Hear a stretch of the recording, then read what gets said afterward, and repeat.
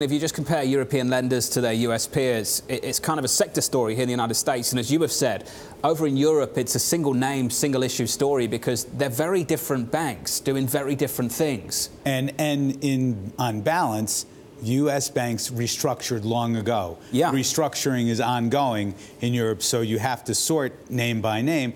But in general, the fact is that the interest rate environment has conclusively turned in the U.S. We expect it to turn in Europe. We'll see what Draghi has to say later this week. But essentially, when rates are moving the right way, financials are in good positions and the valuations are reasonable. Can we get some leadership from financials? We're seeing the S&P 500 on the screen right now pull back about 16 points. I think we're about 10 points north of the 200-day moving average. Once again, we're going to be talking about that yellow line on the Bloomberg terminal.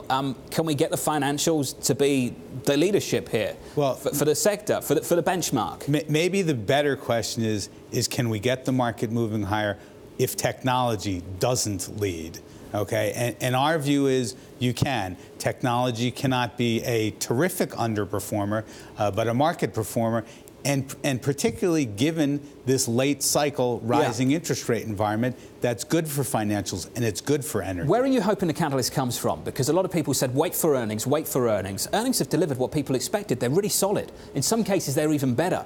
And then the price action off the back of it doesn't follow suit. We spent the program talking about it. It's happening again this morning.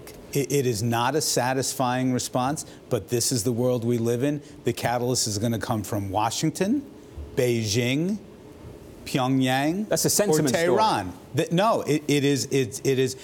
We've seen headlines the last few days. The situation seems to be easing marginally in Russia. You've had aluminum prices come in. Clearly, we're going over to negotiate further with China. And the question is, what happens with Iran? But these things need to go right.